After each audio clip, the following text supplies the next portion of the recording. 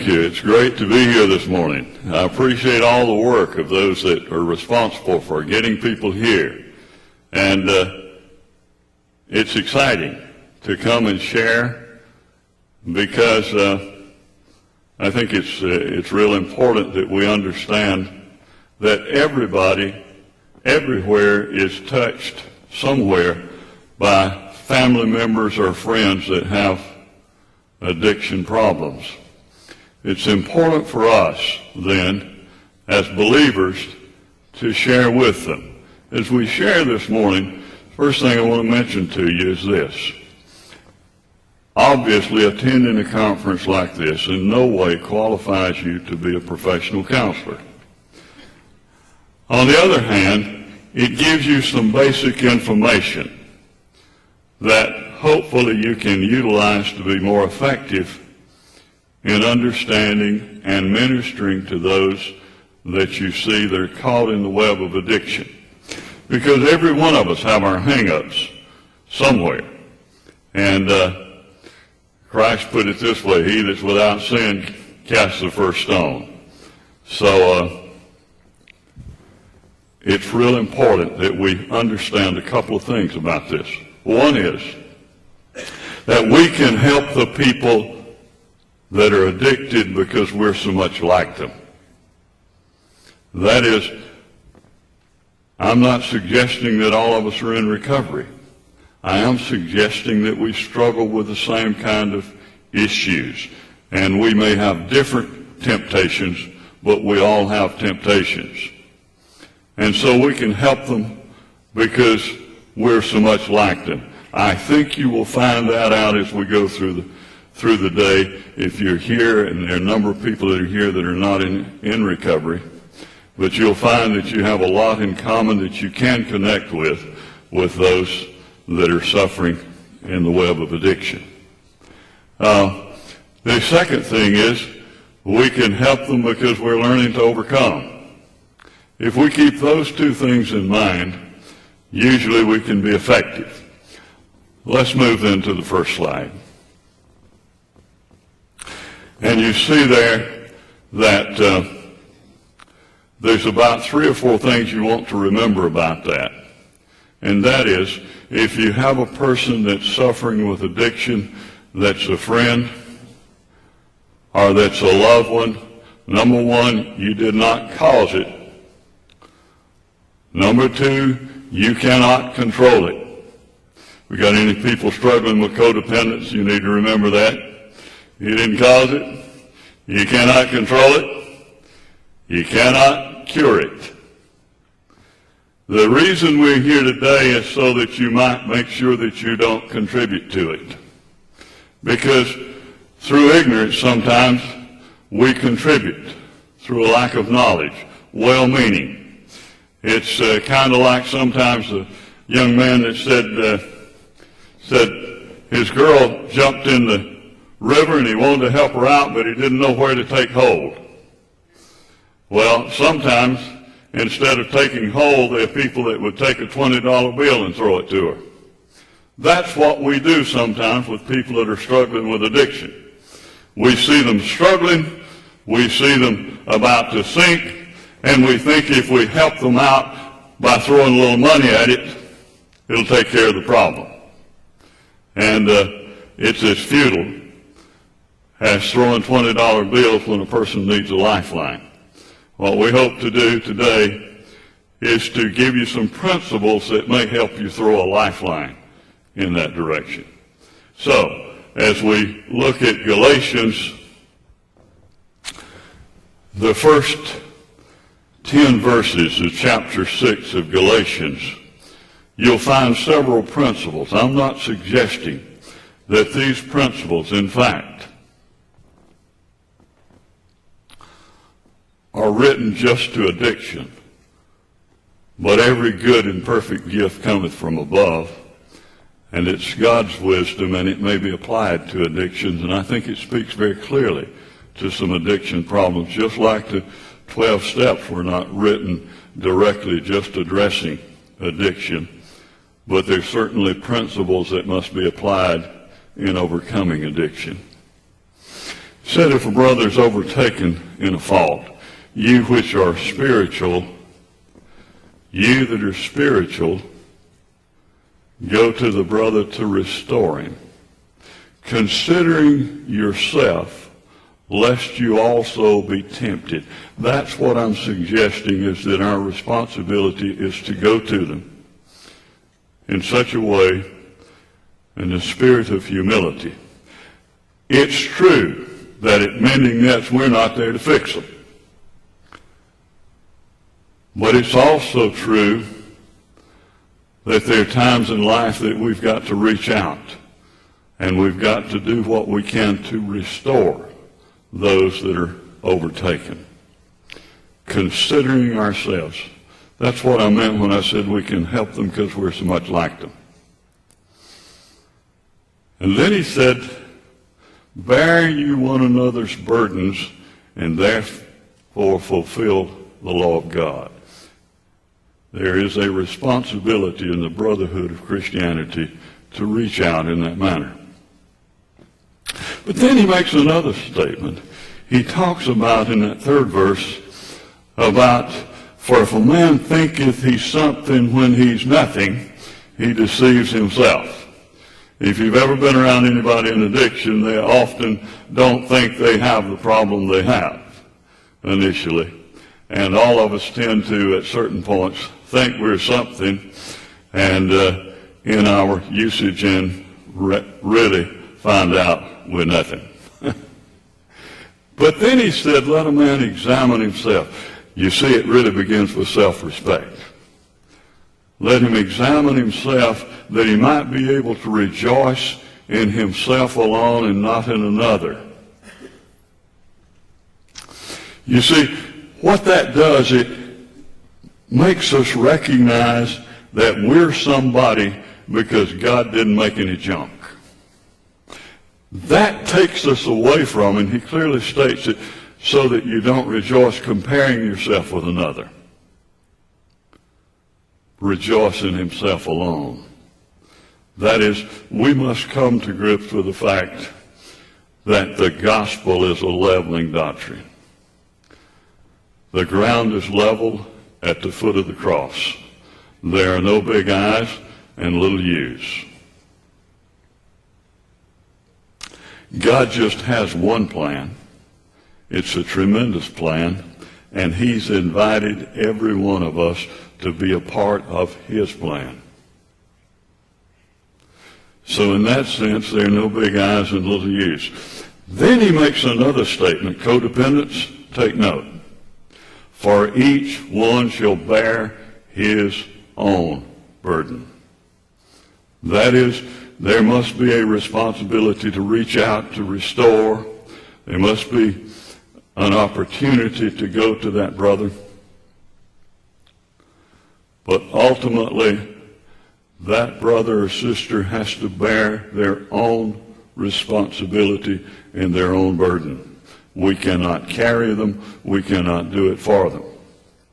One of the most exciting things that we ever get hold of, which is also one of the most frustrating, is that God in his wisdom created a man with a will that we're not to invade. And in addiction, we want so badly to change them. We want so badly sometimes to do it for them. And we have to recognize that that's not God's plan. God's plan is for us to give them the opportunity to recover and to do what we can to encourage recovery, and it's never to do it for them. Consequently, we cannot take personally the rejection. We need to understand the rejection we get is just like Jesus said, they hate you because they hated me.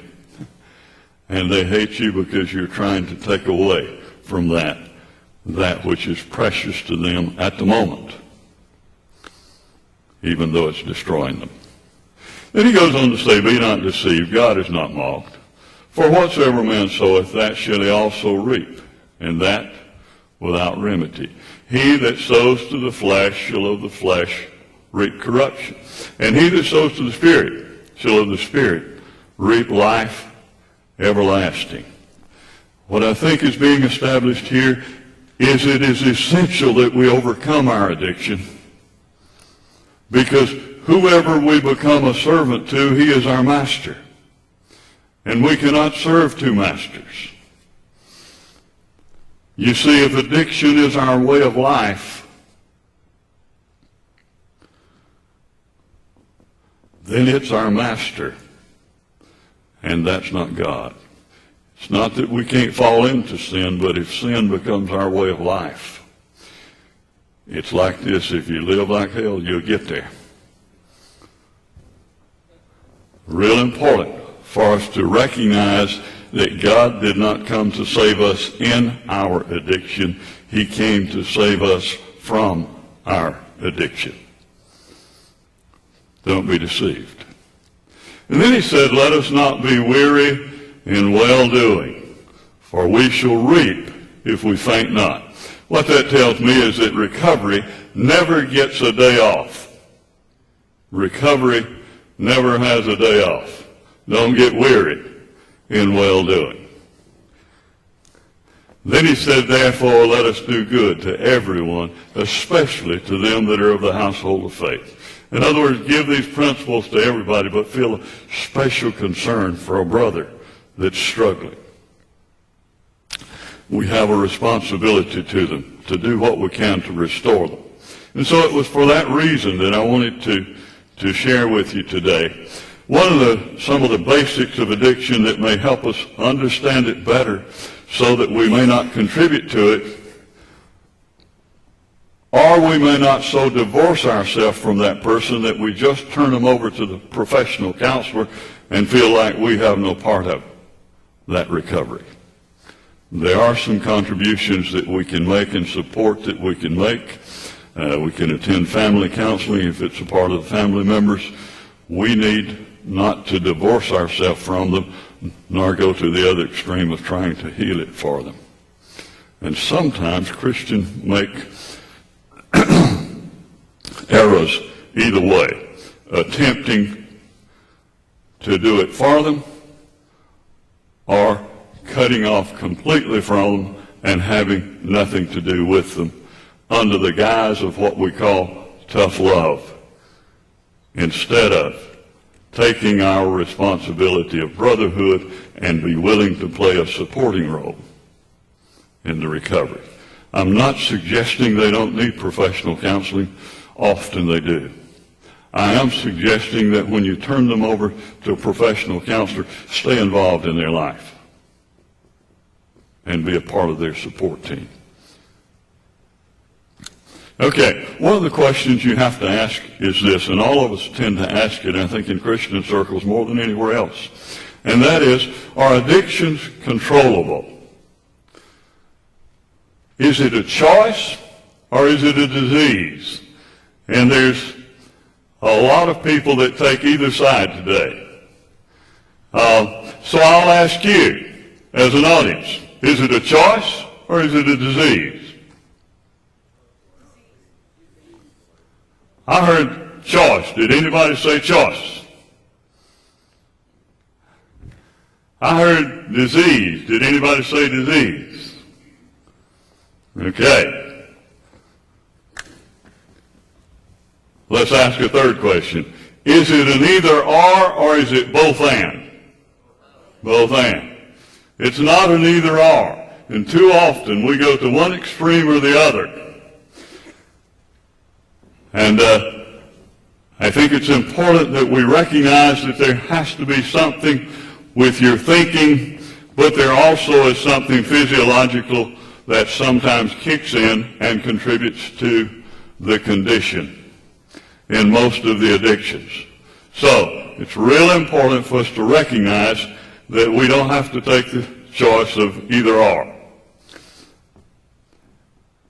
Matter of fact, in the next slide, we're going to talk about a thing called THIQ.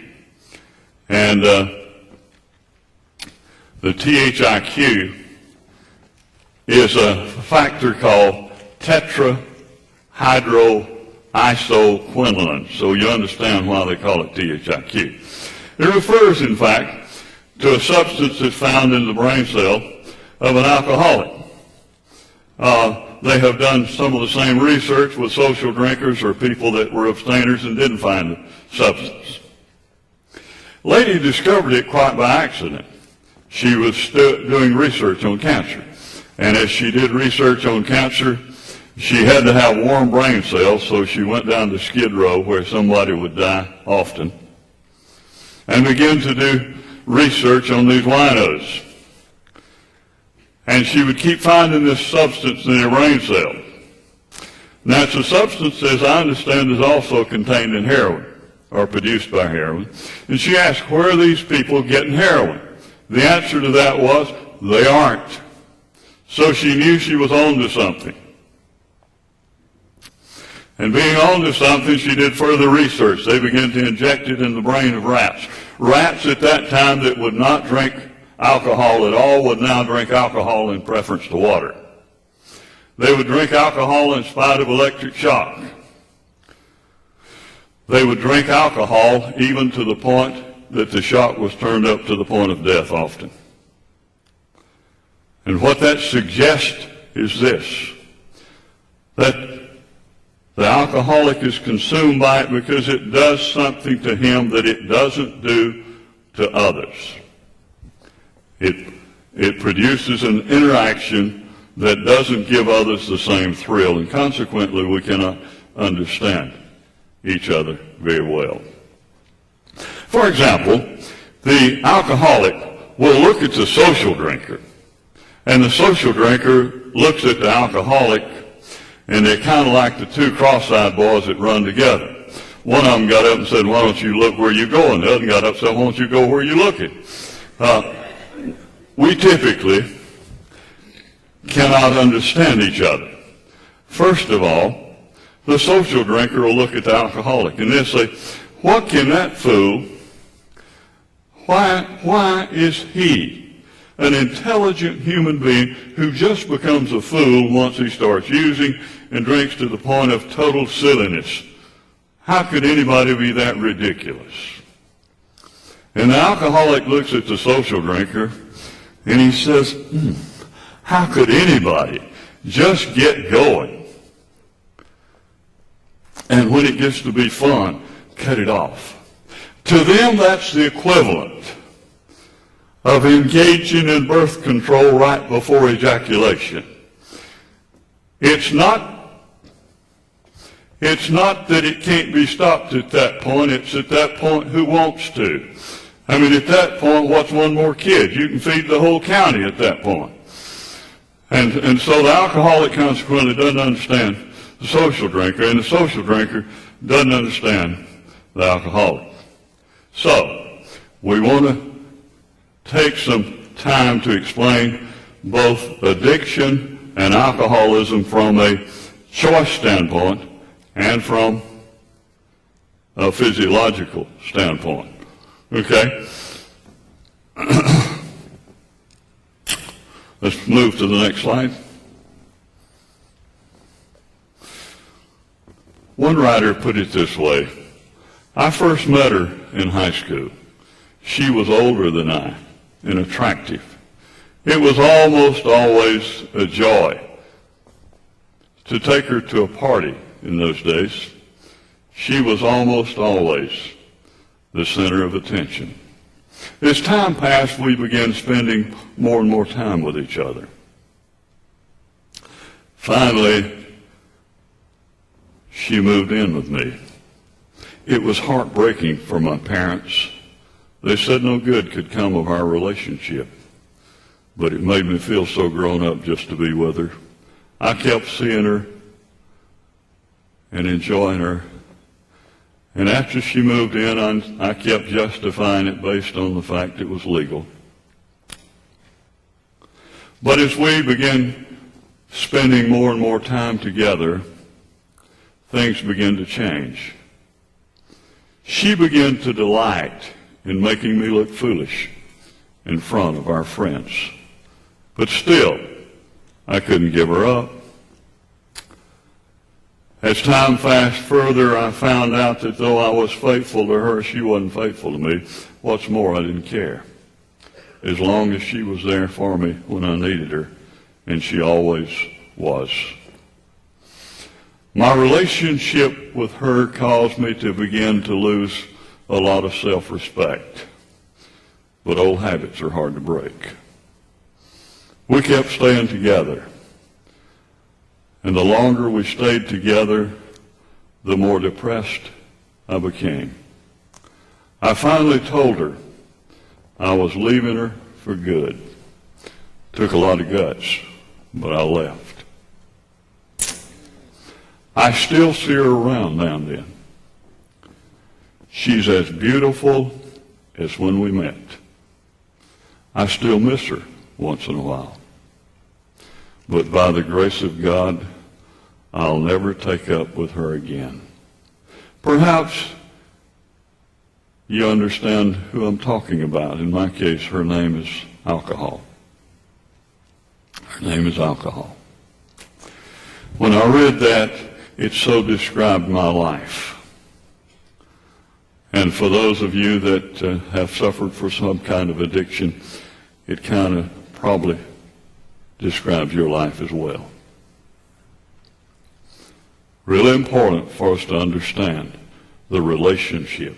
As a matter of fact, what I like to do is define addiction this way: a relationship of love and trust with an object or an event, instead of honesty with, who's the first person you got to lie to in order to use?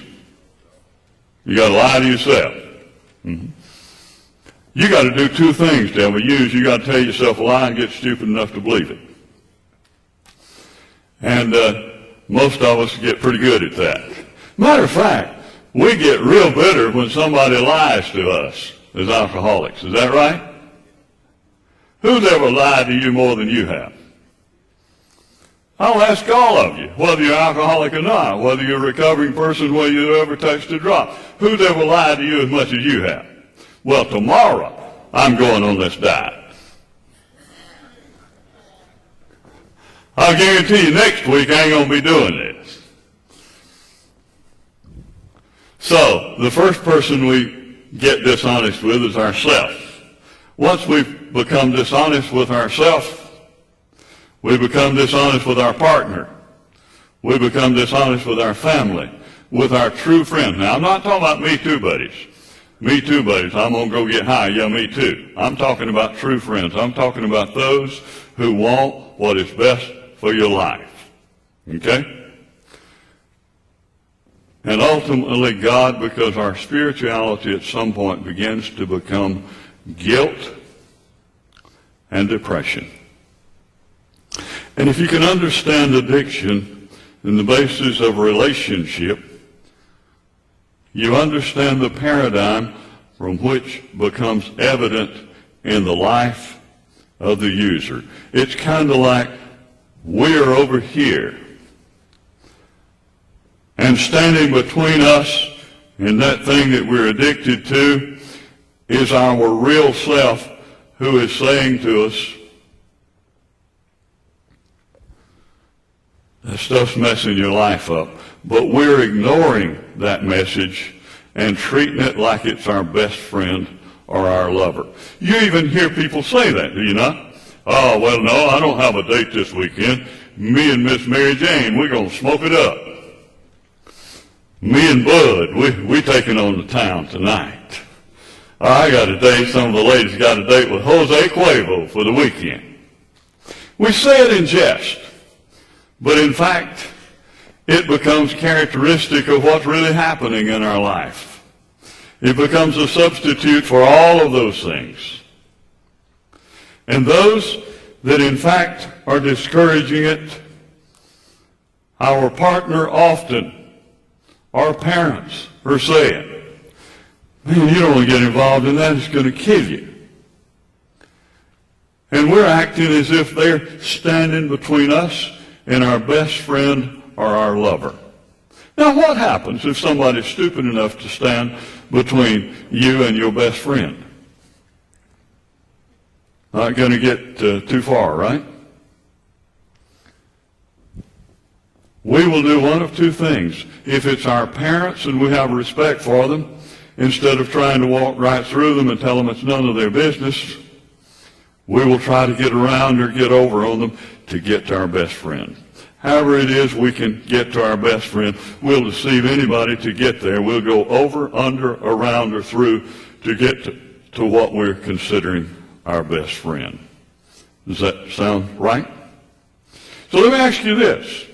If you had a problem in your life, who would you talk to? Let me give you some of the answers I've gotten, and if you will, if you got other answers, yell them out, because we need the microphone. Okay. Here's the deal. Think about the person that you would go to if you had a problem. Who would you turn and talk to? Everybody got that down? If you got it in your own mind, let me ask you this. Could I honestly say that whoever it is you would go talk to is someone that you either love or you trust, or in many cases someone that you both love and trust? Is that fair to say? Now let's ask a different question. Excuse me. If you had achieved something and you were really proud of it, who would be the first person you'd want to share that with? Got that in your mind? Got it down? Would that also be someone that you either love or you trust or you both love and trust? Is that fair to say? Now, let's look at the addiction, whatever your addiction is. And some people ask, are all addictions the same? No, they're not. But they have certain similarities. I will use alcoholism because I know more about that than any other. But almost all of them have some common relationship binds. For example, the treatment differs a little bit, but some of the basics are still there together. So whatever your addiction is, just substitute that. Because you're developing a relationship with that thing, and that's becoming the primary relationship in your life. Does that make sense to you? So let me ask you this. If the alcoholic is out there and he's depressed, who or what does he or she go to in their depression? Who's the first, or what's the first thing they turn to in their depression if they're using? The bottle. If a food addict, is depressed, who or what does he or she go to first? Chocolate bowl. All right. You see? Now, if you're wanting to celebrate, and you say, man, I'd like for you to go celebrate with me, I just achieved this, and you turn to your best friend and they say, be glad to go with you as long as you ain't using, who gets left out? Does the alcohol get left out? Does the chocolate get left out? The best friend gets left out. Now, let's think about the impact that makes. You stood one day, if you're married, and made these vows.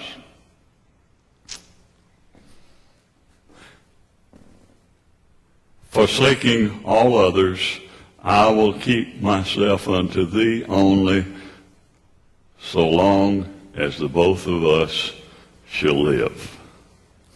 And now that person is having to take a back seat to a bottle, because that's your first love. And if they try to interfere with your first love, that vow went out the window. That becomes your first love. Am I right? So do you understand the frustration of loved ones who are trying to help you, and all you're doing is embarrassing yourself and them? Because you're treating them like they're the enemy, and you're treating your addiction like it's your best friend. So I got a question for you. If you've ever been in recovery, or you've been around somebody that needs recovery, what did their best friend or lover do for them? Take 1 minute and think that through. And I'll give you some of the answers that I get. Some of the answers that I get is, made me feel good for a little while. Jail, only times I've ever been in jail in my life. Marriages, homes. And when they get through making the list, I ask this question. And always expense is involved, financial expense. I say, if I had done all of those things for you, would you and I still be friends? Or would, in fact, it be dangerous for me to be standing here this morning? And you know the answer that I get to that, usually, right? It would be dangerous for me to be in the same room with them. So what's wrong with our thinking if we're treating something like it's our lover and our best friend, and yet in our best moments we recognize it's destroying and killing us? And our partner's trying to tell us that, and our family's trying to tell us that. Our family's saying something like this: that ain't the same child I raised. I don't feel like I'm even talking to him. I'm talking to his bottle. I'm talking to his pill. I don't even feel like we can have a conversation anymore when he's high, because I'm not talking to the same child I raised. And in your moments of reflection and spirituality, it becomes guilt and resentment. Now, why would intelligent people who are perfectly capable of relating to others turn to an object or an event rather than other people? I'm going to give you some reasons that my class often tells me. And see if that's consistent with what you see, or you can give me some others if you think of them. They say, well, it's always there. Is that fair to say? It's always there, so I don't have to worry about it. I can call it any time. Does that make sense? I can call it any time. It doesn't talk back to me usually. And if it does talk back to me, it just tells me what I want to hear. Hey, I'm feeling like doing so-and-so. You got a right to. Go ahead. Your addiction will tell you what you want to hear. And whatever you feel like doing, your addiction will tell you to do that. Is that fair to say? Even the chocoholics can jump in here now. It'll tell you, go ahead, just one more time. Or it'll tell you what mine would tell me today, I'm sure, would be, you ain't as good as you once was, but you as good once as you ever was. It talks back to you, tells you what you want to hear. But my friend, sometimes I thought they would be there and they're not there. I thought they would understand and they just judge.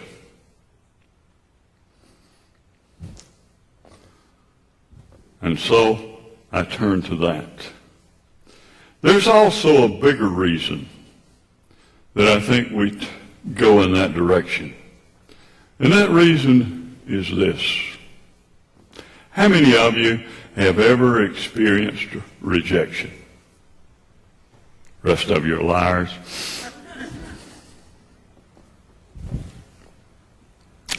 I've got this object that will never reject me. Rejection is painful, right? I asked my class, what's rejection feel like? And they'll say, man, that sucks. That kind of sums it up, doesn't it?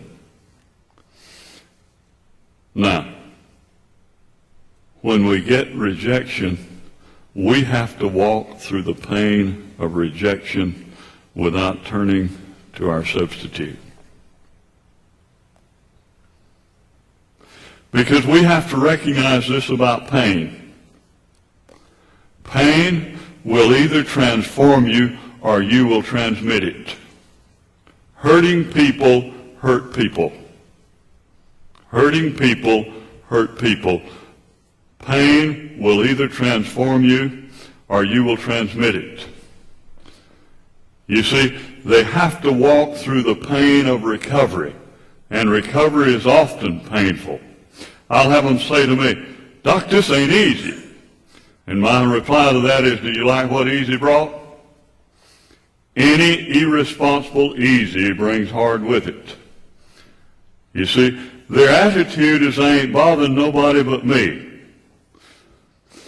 Is it possible for you to be destroying yourself and not bother anybody but you? It's impossible for you to be destroying yourself and not bother anybody and everybody that cares about you. If I attempt to avoid the pain of recovery by turning to my substitute, I will transfer and transmit that pain to everybody that cares about me as well as myself. If I choose to walk through the pain of recovery, I will become a more caring, concerned, helping individual. Pain will either transform you or you will transmit it. Those are some of the reasons that people do that. And they develop then a relationship that as time passes becomes the primary relationship in their life. It's what they turn to in the midst of pain, in the midst of difficulty, in the midst of not wanting to face any problem.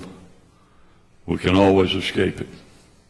Now, do you understand now why I say the Christian church should be there speaking to addiction? Christianity, if it's real, is based on a relationship of love and trust with Christ alone, and that becomes our primary relationship in life. Now, it's not as simple as some people may feel like. Just turn it over to the Lord. It's a struggle because our old pattern of behavior has been every time one of these relationships gets questionable to turn to our drug of choice. And even as a believer, I have a struggle. One guy wrote it this way: inside my head is an abundant crowd. There's one of us that's humble. There's one of us that's proud. There's one who is repentant and sorry for his sins. There's one who's unrepentant and merely sits and grins. There's one who dearly loves his neighbor as himself, and one who is interested in me and mine and self. For much corroded worry I would ever be if I could but determine which one of these is me. And so now, as a believer, I've got a part of me that really wants to get free from this stuff. And there's a part of me that's what I call the call of the wild. We did not use in order to get bored. We used often in order to experience excitement and escape pain. And so when the battle comes up, The real battle is there. The Apostle Paul said, that which I want to do, I don't find a way to do, but that which I don't want to do, I find myself doing. It is no more I that's in charge, but sin that dwelleth in me. But the relationship that we have, that we can turn to, is this. When the battle rages on, he finally goes to the point, he said, "O wretched man that I am, who shall deliver me from this body of death?"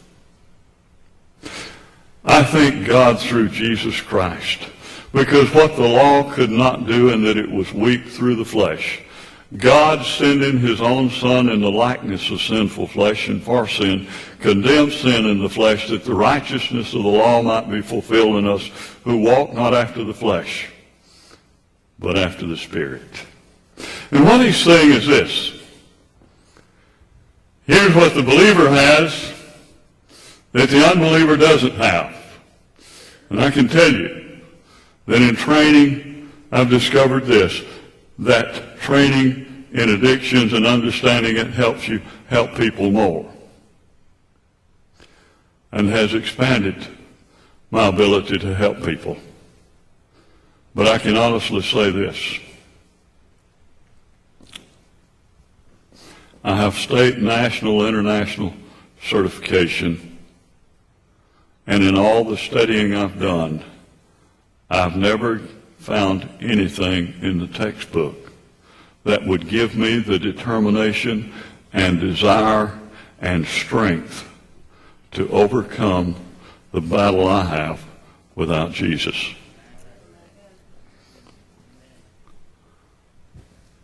And so that's why I think it's so important for the Christian church to be involved. Not that you become professional counselors, but that you understand that relationship and encourage that relationship. Because it's only through that relationship that a person can have the strength many times to recover in a truly healthy sense. That relationship provides a source of strength. That's why spirituality is so central to recovery. And in that relationship, what Paul is saying is the law could tell us what we ought to do. We can know what we ought to do. But he's saying it couldn't give me the power, the knowledge couldn't give me the power to do it.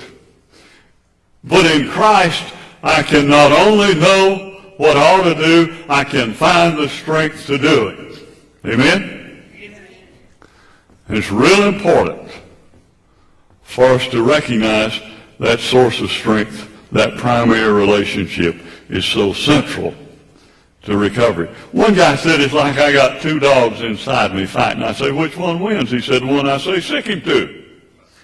And that's exactly what happens in recovery. You got this battle between the part of you that wants to do well and the battle that you don't seem to have the power to do it. And in Christ, you turn to him, you not only have the knowledge of what you ought to do, you can gain the strength to do what you ought to do. Now, in order to do it, you must make the same commitment to recovery that you made to your drug of choice or your food of choice. Hello. The same commitment that you made. So let's look at commitment in about 2 or 3 different ways.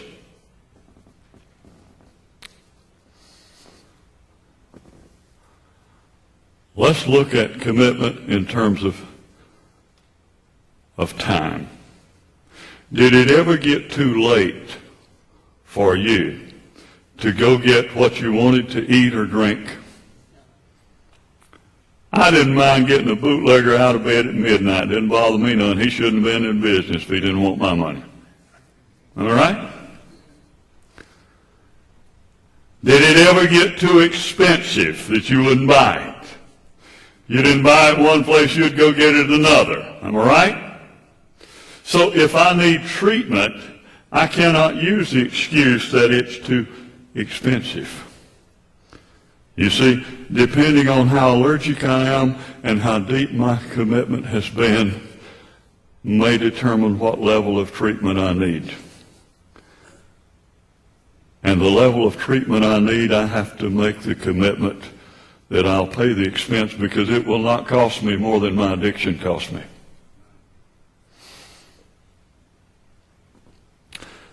So time-wise, money-wise, what about weather-wise? Did it ever get too cold or too hot for you to go get what you wanted?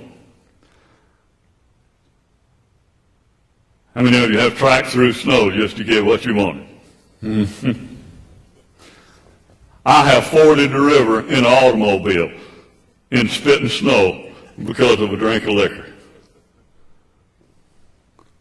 Now, if I make the same commitment to recovery, here's what I got to understand. I cannot use the excuse, it's too late for me to call somebody that cares about me. It's too late for me to call my support team. No, it wasn't too late when you were committed to your drug of choice. So it cannot be too late, and you must recognize that you have to take the secrecy out of it. I have struggled with it at times, and you can look at these gray hairs and know I didn't start this yesterday. But my sponsor died a long time ago. But I've struggled with it and called somebody I sponsored. One night I called somebody, said, man, I'm struggling with this stuff. I didn't get him, but I got his cell phone. And on his cell phone, I left a message. Once I left that message, the secrecy was out of it. Addictions thrive on the power of secrecy. So important that we get the courage to develop people we can talk with when we're struggling and call when we're struggling, because the secrecy, that's the reason internet addiction is so rampant. It's so easily induced with secrecy initially. And so I left a message, and once the secrecy was gone, I could overcome it. You see, once you've ever been out there, there's always the call of the wild. I mentioned that. And the call of the wild, if you've ever read the book, The Call of the Wild, it was about a wild dog. They got tamed and would stay around the house, and they first let it out, and it stayed around the house until one day it saw the dog chasing the wolves. At first it ignored it. And then it went there, and when it went there, it began to walk and then run, and they never saw it again. That's the struggle that you often fight with if you've been there. There's always that call of the wild in the midst of discouragement. I remember having surrounded myself with a group of people that really cared about me. And having really cared about me, I was struggling with the call of the wild. We talked about some of the places I used to run and some of the people. And they talked me out of going back that night, though I was struggling. I woke up the next morning and read about two of those men that were there. They were killed that night. And I realized I had another drunk in me. I didn't have another sobriety. If you're in recovery, remember you got another drunk in you. You may never have another sobriety. You better keep the one you got. Hold on to it. It'll serve you. Now, the other side of the coin. I dealt with a young man who had come out of gangbanging and drugs. Was doing real well, but he had a son that was in the hospital at Riley. He was struggling with that call of the wild, and I talked to him, and he heard me, but he didn't listen. That night, he went back out there. And the officers say that when they came upon him, he turned the gun on himself. I don't know. I wasn't there. I do know he's dead. He had another drunk in him. He didn't have another sobriety. You need to remember, if you're struggling with sobriety, keep the one you got. It'll serve you well. Make the same commitment to Christ that you made to your drug of choice. Now let's look at the other side of the thing, and that is alcoholism defined. And if your addiction is not alcohol, whatever your drug of choice, just plug that in there. And let me say this. Sometimes, if you don't understand it, the alcoholic will trip you up. Well, I'm not going to use anymore. I'm just going to smoke a few joints. Here's what happens when you switch addictions. When you switch addictions, one of two things almost always happen. Either the one you switch to becomes more thrilling and exciting, and you get addicted to it, or the addiction you turn to doesn't quite satisfy, and you go back to your previous one. You cannot use a substitute. Not that easy. You can't switch off. Now, let's define some of the characteristics of alcoholism or addiction. One is, it is chronic. What do I mean by chronic? If you got a chronic cough, it keeps sticking with you, right? Well, that's the way it is with alcohol or other drugs. When you're trying to quit, all of a sudden, you say, man, this is stupid. I got to get away from this. I got to start controlling it. Huh? Listen, if you're in an addictive behavior, you will not control it. You wouldn't be addicted to it if you could control it. You are not in control. Let me tell you, your addiction does not care if your name is Betty Ford. It'll go with you to the White House. Your addiction doesn't care if your name is Richard Pryor. It'll have you set yourself on fire. It doesn't care if you're the king of rock. It'll be glad to take you to your graveyard. It doesn't care if you're the king of pop. It'll take you to the same place.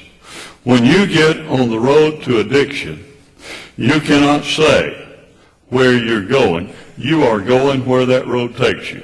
If you get on 27 South this morning and you say, I'm going to Roanoke, I got news for you. If you stay on 27 South, you ain't going to Roanoke. We addicts think we're going to control it. We get on a certain road and we go where that road takes us because we're not in charge.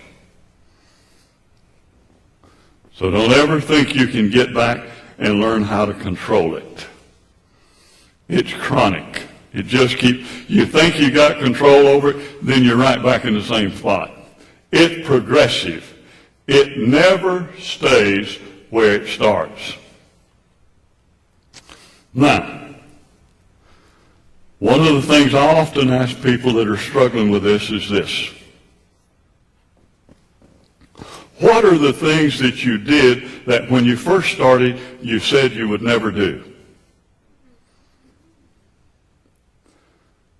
And as you look back on it, if there were things you said you would never do when you first started, and you ended up doing them, you know you've got the disease because you weren't in charge. If you were in charge, you wouldn't have done the same things you said you wouldn't do. It's progressive. It never stays where it starts. I remember when I first started, they used to call me Wild Wyatt Earp in football. And after that, when I began to use, so man, you ought to invite Earp to a party. He's all right, man. He's a right. You ought to see him when he's lit up. He's a blast. So if you're going to have a party, invite him. Didn't stay there very long though. Mine traveled pretty fast. After a while it was, if you're going to have a party, don't invite that fool. He'll ruin it for everybody. He can't handle his booze. Didn't stay there very long either. After a while it was, I was going to work at midnight, and that fool's out there in the middle of the street, hitchhiking both ways. It doesn't stay where it starts. It picks up there and progressively goes downhill. which is our next characteristic. It's degenerative.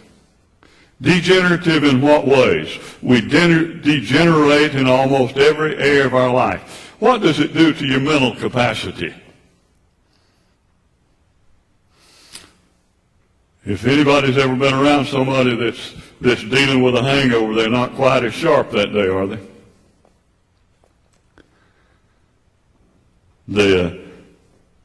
You ask them a question they could answer readily yesterday, and that don't compute. Because they're in a daze the next day.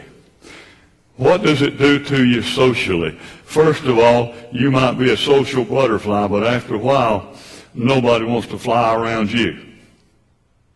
All right? And your vocabulary, what happens to your vocabulary? Wherever you're at in four-letter words, they increase and other things decrease. What does it do to your morals? Let me ask you this. You think the guy that wrote "They All Look Like Dolls at Closing Time" was a member of the club? Married to a waitress and don't even know her name. Think he was a member of the club? And some of you ladies, if you've been in recovery, you say, "No, I didn't go with that guy, did I? No, I don't believe I did that." Degenerative in every area of our life. And then it's an allergic-like condition. Now, why is it we want to look at it as an allergy? When I first was mentioned that, I thought that's the foolishest thing I've ever heard. But as the more I study, the more I become convinced that it was a pretty intelligent response. Let me give you an illustration. Let's say a person is allergic to bees. If he gets stung, he swells up pretty bad. You got another person that's allergic, and if he or she gets stung, they got to take some Benadryl. You got another one that's so allergic, they have to take an injection with them. You got another one that's got to take the injection and get to the emergency room. Which one of those people are allergic? All of them. The degree is different, but the allergy is real. Now, what confuses us sometimes with alcoholism is this. We look at the alcoholic, and we look at the alcoholic at the end of his trail or near the end of his trail when he's staying from place to place. And he's wrecked all of his life, and we look at that and say, I ain't no alcoholic. And we pick out the thing that we don't do, and we decide we're not alcoholic. Two things we need to remember about that is, number one, I ain't there yet. The key is yet. Stick with it. It'll take you there. With some, it will take them quicker than others. Some can hide it longer than others. Some can buy their way out of a lot of the consequences, but none can buy themselves out of reaping and sowing. You can use anytime you want to, but you cannot use and avoid the consequence. And I say to my classes, most of my classes are court-ordered, I say, if you could, wouldn't be here. You could avoid the consequences. So it's degenerative and it's allergic-like condition. Now, I believe this. This is Mullinax malarkey. I've never read it in a textbook, but this is my theory on it. I believe that there's some people that are social drinkers that keep exposing themselves frequently to social drinking, and eventually they move beyond social drinking and become people with problems with alcohol or other issues. And here's why I say that. I had a first cousin. I'm allergic to poison oak. If I'm around poison oak, I'll look at it and I'll pretty well break out. Just barely touch it. He saw I'm not allergic to it. I rubbed it all over me. And he proceeded to show me. And for the first time in his life, he broke out. Now here's what I believe. I believe that he had the potential for that allergy, and he continued to expose himself, and eventually it kicked in. I believe they're social drinkers who for many years drank socially, but as time passed, they got to the place they no longer drank socially. It became a problem with them. Does that make sense to anybody else but me? Now, number 4 is incurable. Why is it important for me to recognize if I've gotten off of it, I ain't cured? Well, let me explain it this way. If I were cured from alcoholism and I decided I wanted to drink socially, I could. As a matter of fact, I've tried that. Unsuccessfully. But what we've soon learned is if we pick up, we just put a quarter in the butt kicking machine. If it doesn't kick our butt the first time, we keep putting quarters in. Am I right? Till it does kick our butt. So no matter how long I've been in recovery, no matter how smart I think I've gotten, eventually, if I'm foolish enough to drink, I've just put a quarter in the butt-kicking machine. So it's real important for me to realize treatment is possible, but I'm not cured. Not cured.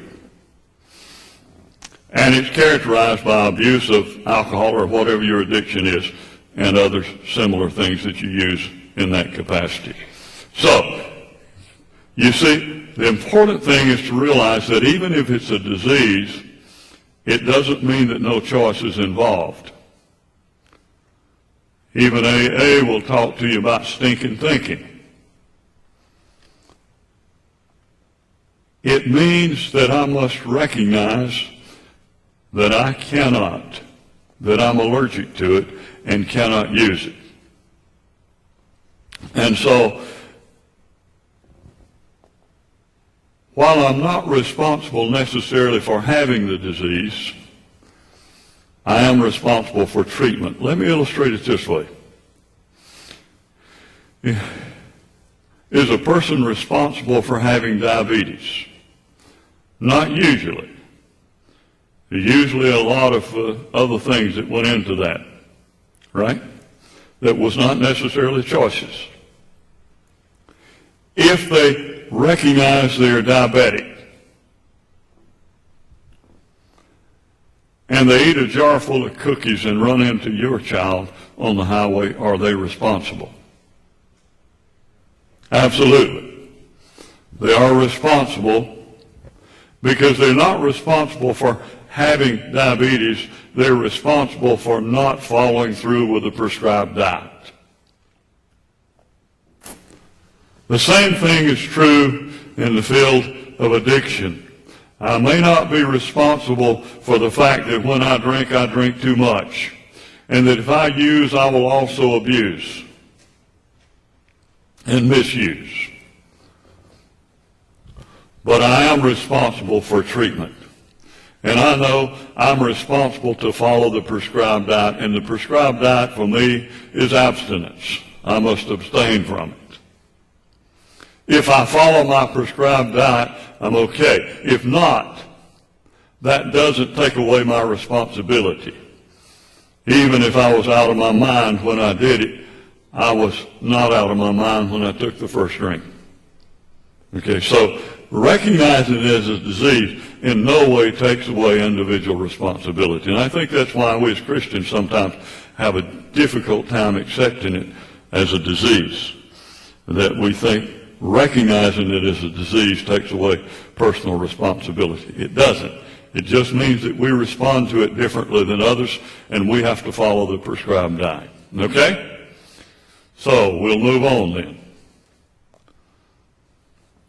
It's real important for us to distinguish between a troubled person and a person in trouble. A troubled kid I've got here because I work with a lot of kids, but it's true in adults too. And that is this. A kid in trouble has some external structure in the home setting. They also, mother and dad gave them some rules and insisted that they followed. They also have some internal controls. A troubled kid never understood responsibility to start with. They've never had structure, they've never had consistency, or they got to the point that they had little or no external structure. They lack consistent control, and acting out is a lifestyle. Now, here's the difference. The person that has more of this usually needs a lot more help. A troubled kid needs a lot more help than a kid that just got in trouble. For example, I was a kid in trouble. I knew what was right. I knew what was external values. I had not gotten so far into my addiction that when I came to Christ, I did not need inpatient treatment. I did not even, probably would not even qualified or needed necessarily IOP. I did need a lot of support. I did need a lot of encouragement. But it's important for us to understand some people need treatment more than others, based on two things, based on two specific things. One is the degree of allergy and the intensity and frequency with which you've been involved. Some people are more allergic. My alcoholism was in about 1 year, where most people get in 5 years. So some are more allergic than others. And it's also important to realize that some people have less understanding of living responsibly and need to be reestablished in that and need a lot more support because their allergy is more severe or their internal controls are much less developed. So it's real important for us to recognize those distinctions that exist.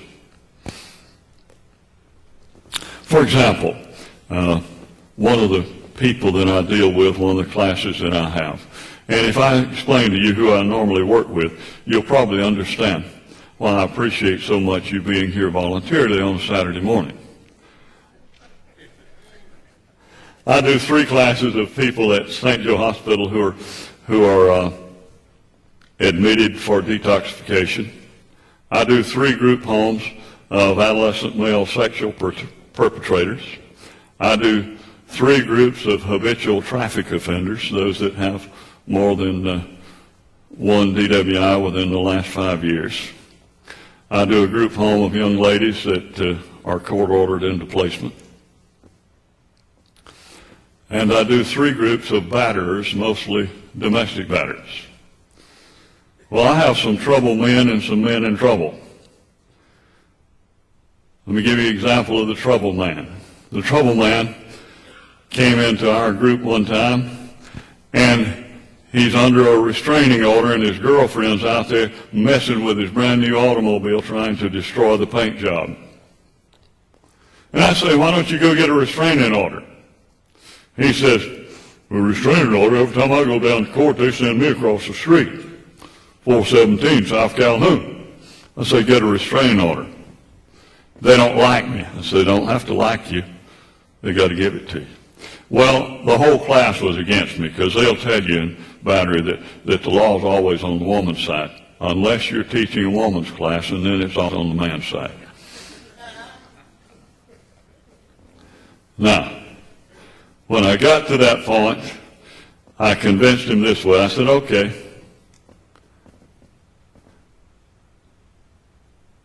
you can the cops will either work on you or for you. You decide. If you take it in your own hands, they're going to work on you. If you get a restraining order, they have to work for you. They don't have to like you. They still got to work for you. Now, you're going to pay the same amount of taxes. You take it either way you want it. Next week he comes in, he's all smiles. I say, "What's up, man?" He said, "She's in jail." Now, here's the deal.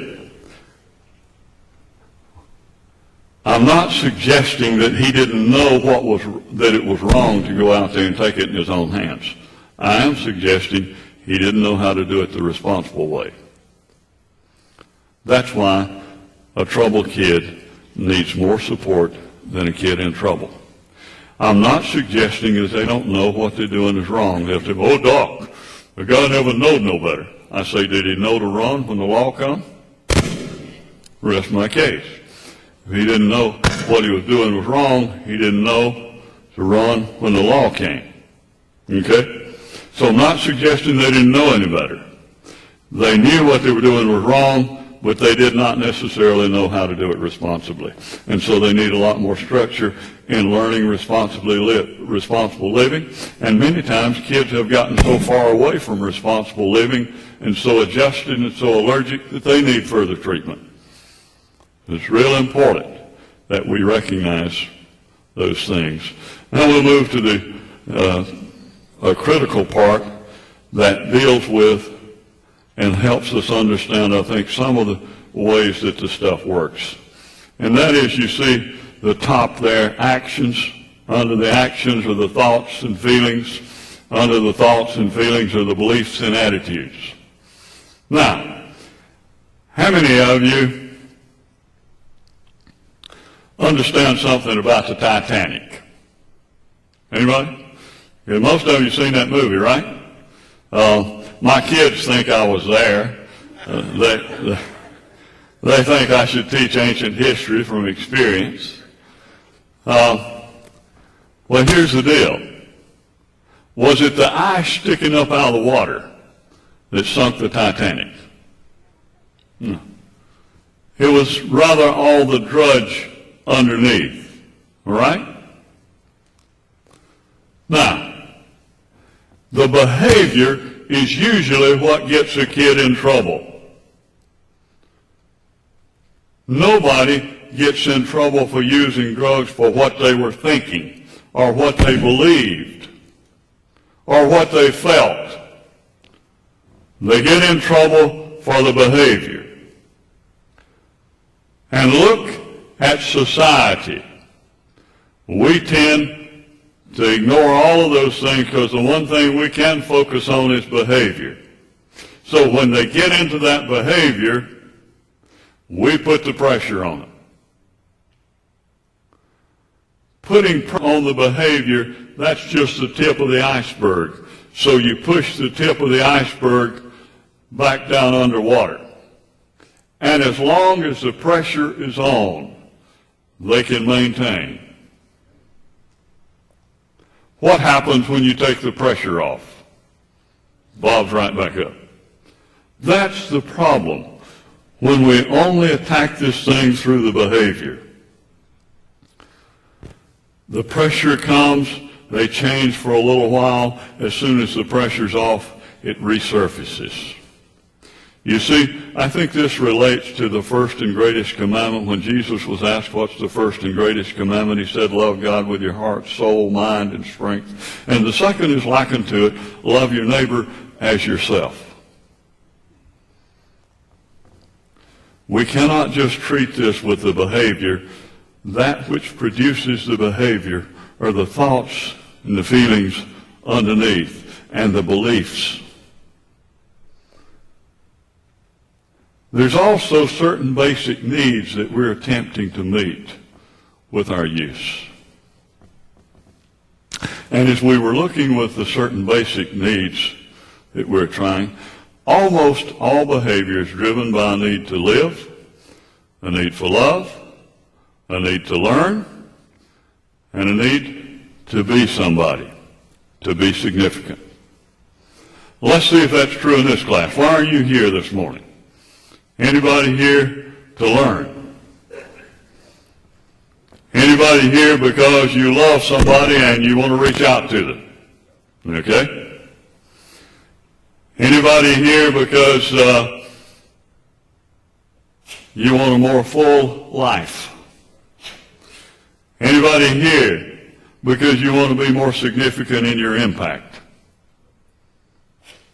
Now, it's also important for us to recognize that the person that is struggling with alcohol or other drugs also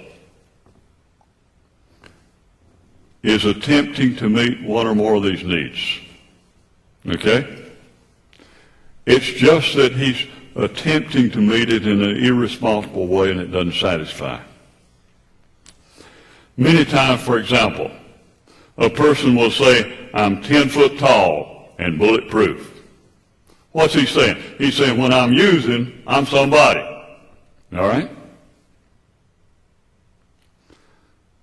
Some develop, as we talked about, a love affair with his drug of choice.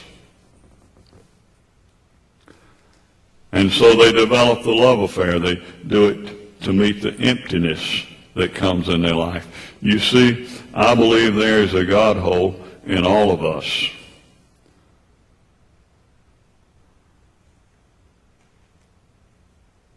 And in our sinful condition, we try to satisfy that, and an addiction is often an attempt to satisfy that need. But I got news for you. If you're an alcoholic, you cannot drink enough. If you're a foodaholic, you cannot eat enough. If greed is your thing, you cannot make enough money. If sex is your thing, you cannot screw enough. You cannot do enough of any of those things to meet that emptiness. It's only when you come back to that purpose for which you are created and get in harmony with that it can be satisfied. So we do it sometimes to live. I had one guy driving to work, got a DWS, driving while suspended. I said, what's happening, man? He said, well, everybody got to make a living. I was just driving to work, and I got that. Oh. Now, 90% of the time when they say that, they're lying. But he actually was driving to work. He was trying to make a living. But he has to find a responsible way to do it. So live, love, learn, and to be significant. Many times, especially in adolescence, we do this, and in young adulthood, in order to be somebody. That was kind of my deal. When I finished playing football in the South, and you guys can tell I ain't from here, right? I'm from Boston, Massachusetts, South Carolina. In a little town in South Carolina playing football, when you played football, you were somebody. Next year after you graduate, you're nobody. So my deal was to be somebody, and in those days, the way you could be somebody is be somebody bad. Go out to the beer joints and try to make a reputation for yourself. I remember walking into a joint one night, and the guy said, who's the meanest rascal around Kateche, Norris, and Central? And the bartender said, well, I guess that guy right over there pointed me out. I wore that like a badge. I thought I had arrived. I was going to get killed when I run into somebody a little meaner than I was, but I wore that like a badge for a minute because I was somebody. You make a name for yourself by being bad. Some try to see how much they can drink because they're badder than the other guy. Some get in more fights and demonstrate they're badder. They do a lot of this stuff to prove that they're significant instead of finding their significance in Christ. I was sharing this in Wabash Valley with a bunch of inmates. And a young man spoke up, and we're going to show you just a couple of minutes of what he has to say, and I'll summarize this and promise you we'll break within 5 minutes, okay?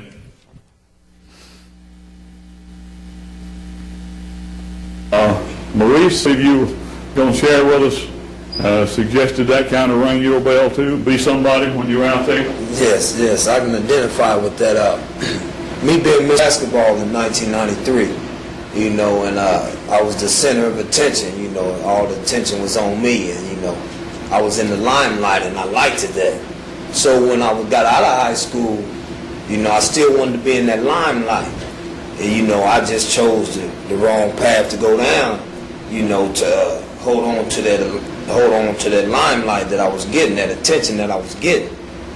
But I had to have it, you know, because I felt like, you know, they knew me when I was doing this. I still want them to know me, you know, as the center of attention, as the top dog. So I chose the drug game, you know, and the end results was. And sooner or later, we have to come to grips with the fact we're somebody, because God don't make no jump. Yes, sir. And I realized that. Yeah. And then Jeff, what did you have in? Mine, I think, you know, I was a drug dealer, and I was a person who dealt with any kind of illicit materials that were, you know, hard to come by. You know, I felt good when somebody could come to me, you know, and ask me to find something, and the harder the item was to find, you know, the harder I had to go out of my way to get it. You know, the better I felt, the more I felt I was helping them out. You know, and that made me You were somebody. significant. Yeah, I was somebody. People knew me on the streets. You know, that's the go-to guy. If you need something, he can get it for you. Mm-hmm. He can get it even if you can't afford it. You can afford it from Jeff, Mr. Somebody. And so that gave you a lot of significance. Yes, it did. But when the world began to fall around you, those guys also identified you as the go-to guy, didn't they? Yes, they did. when one of them Me Too buddies is going to jail,